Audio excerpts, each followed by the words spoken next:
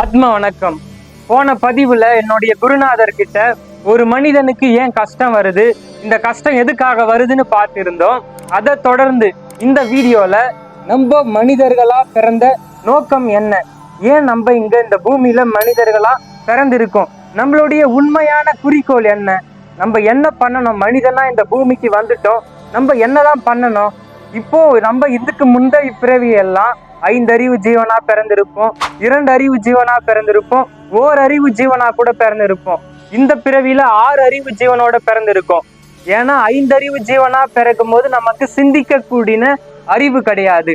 மனிதனுக்கு சிந்திக்கக்கூடிய அறிவு இருக்கு. இந்த சிந்திக்கக்கூடிய அறிவை வச்சு நம்ம என்ன பண்ணணும், நம்மளுடைய உண்மையான அந்த ஒரு லட்சியம் என்னன்னு இப்போ என்னுடைய குருநாதர் சொல்ல போறாரு. இந்த வீடியோவை மிஸ் பண்ணாம முழுமையா பாருங்க. ஓம் பிரியா பாபாஜி நம்பவும். உயிரினுக்கு உயிராடி உள்ளத்தினுள்ளே உரைகின்ற பரம்பொருளே, உன்னை காணாமல் அயர்த்த பல இடங்களிலும் தேடி ஓடி அடைந்திட்டேன் வீணாதே.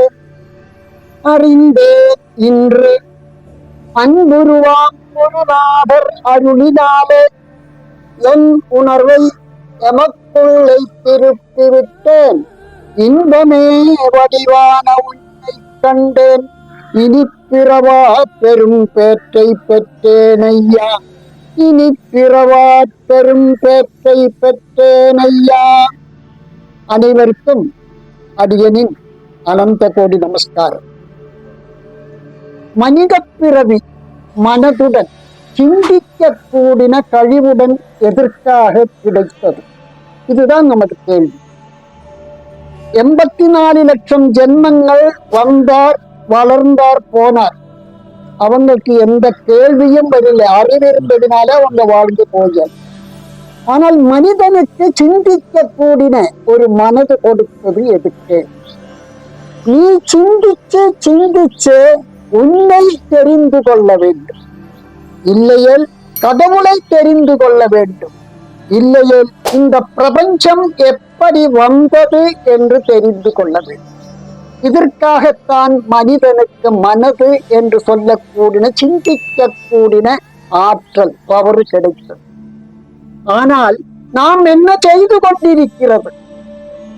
தவறான வழிகளில் சிந்திச்சு தவறான வழிகளில் போய் பல பல கஷ்டங்களை நாம் எடுத்து கொண்டிருக்கிறோம், அனுபவிச்சு கொண்டிருக்கிறோம்.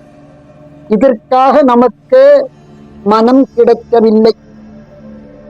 நாம் செய்யும் தவறுக்கு நாம் தான் காரணம். அப்போ அது நாம் தான் அனுபவிச்சாக வேண்டும். எத்தனையோ ஜென்மங்களாக மனித பிறவி கூட கிடைத்திருக்கலாம். அதில் பல பல கர்மங்கள் செய்திருக்கலாம், பல பல தப்பான வழிகளில் போயிருக்கலாம். அந்த கர்மத்தின் பலம் ஓரோ ஜென்மங்களிலும் நாம் அனுபவிச்சு கொண்டிருக்கிறோம். இதுதான் ஆதிசங்கரர் சொன்ன புனரபி ஜனனம் புனரபி மரணம் புனரபி ஜனனி ஜடரே சயனம் இக சம்சாரே பகுதுஸ்தாரே கிருபயா பாரே பாசி முராரி. பிறப்பு இறப்பு, பிறப்பு இறப்பு, திருப்பியும் கர்ப்பத்தில் போய் கொண்டிருக்கிறது. இந்த நிலைமை, இந்த நிலைமைக்கு பகவானே எனக்கு அனுகிரகம் தாரு.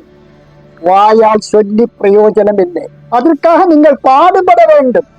நான் இங்க மனிதனாக வந்தது கடவுளை தெரிந்து கொள்வதற்கு, இல்லையே என்னை தெரிந்து கொள்வதற்கு. இது செய்யாமல் போனால் மனித ஜென்மம் கிடைத்ததுக்கு அர்த்தமே இல்லாமல் போய்விடும். அப்ப அதற்கு நாம் என்ன செய்யணும்? நமது குரு பரம்பரைகள், நமது ரிஷிமார்கள் சொன்ன வழியில் நான் போக வேண்டும். அதுதான் தர்மம். பாரதத்தில் சொன்ன தர்மம் சனாதன தர்மம் என்ன? ஏகம் சத்தியம் நத்திடீயம்.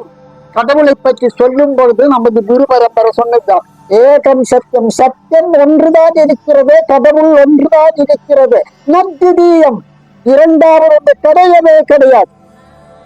ஆனால் உடனே கேள்வி வரும், நீங்க 1008 தேவதைகளை வச்சு பூஜிக்கிறீர்களே, இது சரியா? சரிதான், அதுவும் சரிதான். இந்த 1008 இருக்கிறது அந்த ஒன்றுதான் என்ற எண்ணத்துடன் நீங்கள் பூஜை செய்யுங்கள். அதுதான் சொல்லுகிறார். ஓரோருத்தருக்கு ஓரோ டேஸ்டுகள். அந்த டேஸ்டுக்கு தகுந்தபடி நீ எந்த ரூபத்தை வேணுமானாலும் எடுத்துக்கோ. தப்பு சொல்லில்லை நம்ம குரு பரம்பரை. ஆனால் அதில் இருக்கிறதும் அந்த ஒரு சக்தி தான். இந்த பிரபஞ்சம் நிறைந்திருக்கிறதும் ஒரே சக்தி தான். அதனால் இங்க இருக்கிற கடவுள் ஒன்றுதான், இரண்டு கிடையாது. இந்த உண்மையை தெரிந்து கொள்ள வேண்டும் நாம் முதலில். அப்போ இந்த பிரபஞ்சம் ஆரம்பிக்குவதற்கு முன்னால் இங்க என்ன இருந்தது என்று நீங்கள் தெரிந்து கொள்ள வேண்டும். இந்த பிரபஞ்சம் வருவதற்கு முன்னால் இங்கே ஒரு பிரகாச ஊர்ஜம், பிரகாசம் என்றால் அறிவு என்று அர்த்தம். அப்போ ஒரு அறிவும் ஊர்ஜமும் தான் இங்கே இருந்திருந்தது. அந்த ஊர்ஜம் தான் மேட்டர், பிரகாசம் தான் அறிவு என்ற மெட்டா. மெட்டா அண்ட் மேட்டர், ஆத்மாவும் உடலும், பரமேஸ்வரனும் பார்வதியும். இதுதான் அர்த்தநாரீஸ்வர தத்துவம் வழி நமக்கு நமது குரு பரம்பரா பௌராணிக முறையில் சொல்லி தந்தது. அப்ப அர்த்தநாரீஸ்வர தத்துவம் எங்க? இந்த உலகத்தில் நீங்கள் எங்கு தேடினாலும் பாதி புருஷன் பாதி ஸ்திரீ ரூபத்தை பார்க்க முடியாது. இதெல்லாம் வச்சு பலரும் கிண்டல் செய்வார்கள், அறிவில்லாதவர்கள். அதன் தத்துவத்தை புரிந்து கொள்வதற்கு நீங்கள் உள்ளே போக வேண்டும். இங்கே இருக்கிறது பிரகாசம், ஊர்ஜம். நாம் எந்த காரியம் செய்யும் பொழுதும் ஒரு தீபத்தை ஏற்றி வைக்கிறோம். என்ன அர்த்தம் அதுக்கு? தீபம் பிரகாசம், அதில் இருக்கக்கூடிய ஊர்ஜம். அந்த ஊர்ஜம் தான் பார்வதி, அந்த தீபம் தான் பரமேஸ்வரன். இரண்டையும் பிரிக்க முடியாது. அப்போ நாம் இங்க பார்த்து கொண்டிருக்கும் பிரகாச ஊர்ஜம் என்பது பிரபஞ்சம் வருவதற்கு முன்னால் இங்க இருந்த அந்த பிரகாசமும் அதோடு சேர்ந்திருந்த ஊர்ஜமும். அதாவது அந்த தீபத்தை ஏற்றி வைக்குவதின் அர்த்தம் அந்த கடவுளின் சாநித்தியத்தை இங்க கொண்டு வந்திருக்கு. இதுதான் அந்த குத்து வழக்கு ஏற்றுவதின் அர்த்தம். எந்த காரியமா இருந்தாலும், நல்லதா இருந்தாலும் கெட்டதா இருந்தாலும், இது நாம் புரிந்து கொள்ள வேண்டும். அப்போ கடவுள் என்ன, ஈஸ்வரன் என்ன என்ற ஒரு போதம் நமக்குள் வர வேண்டும். என் உணர்வை எமக்குள்ளே திருப்பி விட்டேன் சொல்லுவதன் அர்த்தம் என்ன?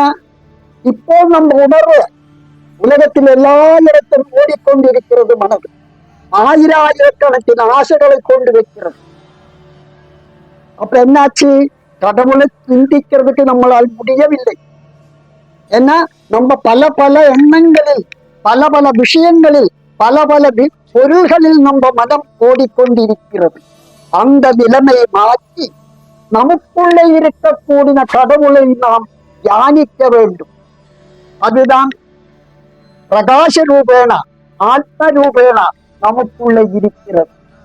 இதை தெரிந்து கொள்வதற்காகத்தான் பாரத சம்ஸ்காரத்தில் 4 வேதங்கள், 6 சாஸ்திரங்கள், 18 புராணங்கள், 18 உபபுராணங்கள், 1180 உபனிஷத்துக்கள், இன்னும் 10,000கணக்கின் சித்தர் பாடல்கள்.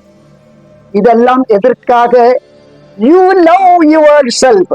நீ உன்னை லவ் பண்ணு, உன்னை அன்புடன் பாரு, நீ உனக்குள்ளே பார்த்து கடவுளை தெரிந்து கொள். இதுதான் முதலில் சொல்லக்கூடிய விஷயம். இதோட தொடர்ச்சா அடுத்த எபிசோடில் பார்க்கலாம். ஓம் கிரியா பாபாஜி நமோ.